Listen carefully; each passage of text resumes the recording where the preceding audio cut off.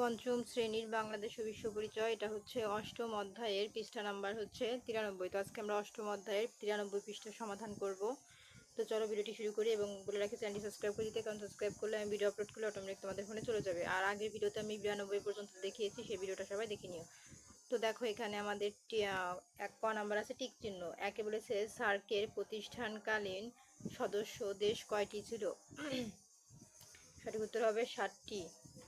তারপরে 2, মুসলিম দেশগুলো নিজেদের মধ্যে সহযোগিতার জন্য নিচের কোন সংস্থাটি গড়ে তোলে? তাহলে 2 নম্বর আমাদের সঠিক উত্তর কি হবে? গ, এই যে ওআইসি। তারপর দেখো 3 নম্বর, বিশ্ব শান্তি ও নিরাপত্তা প্রতিষ্ঠার জন্য কাজ করে কোন সংস্থা? 3 নম্বরে আমাদের সঠিক উত্তর হবে খ, জাতিসংঘ। তো এই ছিল কিন্তু আমাদের টিক চিহ্নের সমাধান। এখন দেখো আমরা চলে যাব শূন্য স্থানে। দেখো শূন্য স্থানে খতে বলেছে সঠিক শব্দ বসিয়ে শূন্য স্থান পূরণ করো। তো এখানে বলেছে সার্কের সদস্য দেশগুলো একে অপরের সার্বভৌমত্বের প্রতি ড্যাশ হবে। তো চলো আমরা দেখে নিই কোনটার সাথে কোনটা উত্তর হয়। এই যে দেখো প্রিয় শিক্ষার্থীরা, উত্তর হবে শ্রদ্ধাশীল। ঠিক আছে, একে উত্তর হবে শ্রদ্ধাশীল। আর 2 আমাদের প্রশ্নে ছিল যে ওআইসি একটি কাজ হচ্ছে এই যে বৈষম্য। হ্যাঁ, তো এটা হচ্ছে 2 নম্বর উত্তর। আর 3 নম্বর প্রশ্ন এই যে দেখো বিশ্বের সকল দেশের মানুষ এই যে জনকল্যাণমূলক আবিষ্কারের সুবিধা ভোগ করতে পারে। তো এই ছিল কিন্তু আমাদের শূন্য স্থানের উত্তর। তো আমাদের উত্তর কমপ্লিটের পরে এখন আমরা চলে যাবো গ নাম্বার। দেখো গ নাম্বার আছে কি, বাম পাশের শব্দের সাথে ডান পাশের মিল করতে হবে। তো দেখো এখানে বলেছে সার্ক। তো সার্কের সাথে আমাদের কোনটার সাথে কোনটা মিলে? সার্কের সাথে মিলে হচ্ছে আমাদের এই যে কাঠমান্ডু। ঠিক আছে, তাহলে ওআইসি, ওআইসির সাথে কি মিলে? এই যে ওআইসির সাথে আমাদের মিলে হচ্ছে এই যে, ভালো করে দেখাই, এই যে এইটা। ঠিক আছে, আর জাতিসংঘ, জাতিসংঘের সাথে আমাদের কি মিলে? নিউ ইয়র্ক, এই যে আমাদের নিউ ইয়র্ক। ঠিক আছে, তাহলে প্রথমটা হবে কাঠমান্ডু, দ্বিতীয়টা হবে জেদ্দা, আর তৃতীয়টা হবে নিউ ইয়র্ক। ঠিক আছে, এখন আমরা চলে যাব সংক্ষিপ্ত প্রশ্ন। দেখো সংক্ষিপ্ত প্রশ্ন আমাদের একে বলেছে সার্ক গঠনের 3টি উদ্দেশ্য লেখো। তো চলো 1 আর 2 প্রশ্ন পড়িয়ে উত্তর দেখো।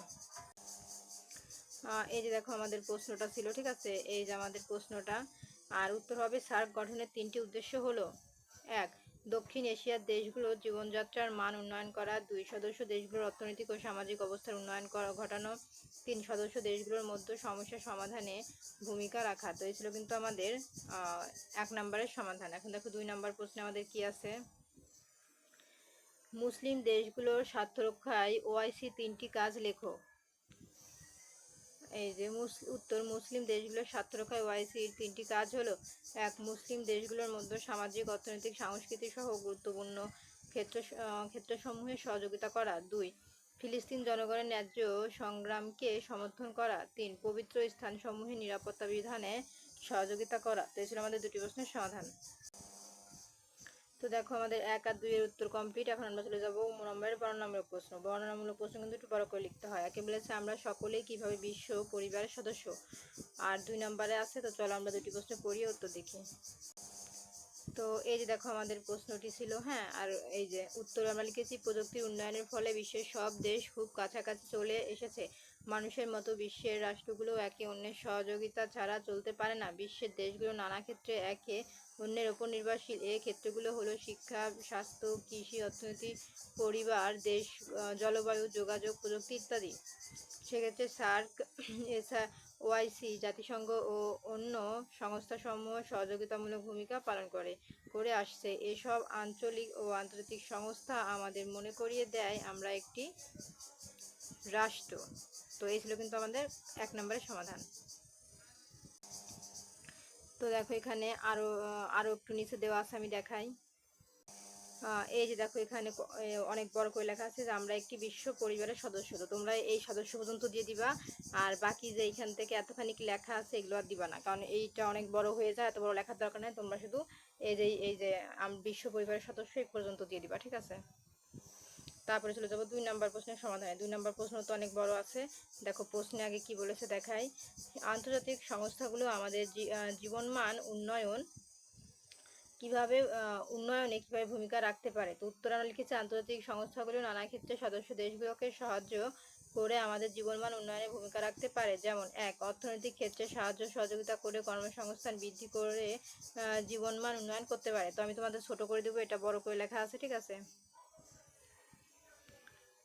তারপরে ২ লিখবে সামাজিক ও মানব সেবামূলক কাজে সদস্য দেশগুলোকে সাহায্য করে জীবনমান উন্নয়নে ভূমিকা রাখতে পারে। ৩. বিশ্বের বিভিন্ন দেশে বসবাসরত অনগ্রস সংখ্যালঘু সম্প্রদায়ের মূল স্রোতে এনে জীবনমান উন্নয়ন করতে পারে। তো তোমরা চাইলে এই ৩ নাম্বার পয়েন্ট এই করতে পারে পর্যন্ত দিয়ে দিবা, আর যারা বড় করে লিখতে চাও তারা ৩ আর ৫ দিয়ে দিতে পারো। তো ৩ আর ৫ এখানে দেওয়া আছে, তোমরা চাইলে স্ক্রিনশট দিয়ে লিখে নাও, ঠিক আছে। তো স্ক্রিনশট দিয়ে লিখে নাও। তো এই ছিল কিন্তু আমাদের ১ আর ২ এর সমাধান। তো দেখো প্রিয় শিক্ষার্থীরা, আমাদের এই 93 পৃষ্ঠা কিন্তু আজকের মতো এই পর্যন্ত কমপ্লিট। পরবর্তীতে অধ্যায় ৯ এর ভিডিও দেখার জন্য অবশ্যই সাবস্ক্রাইব মাই চ্যানেল।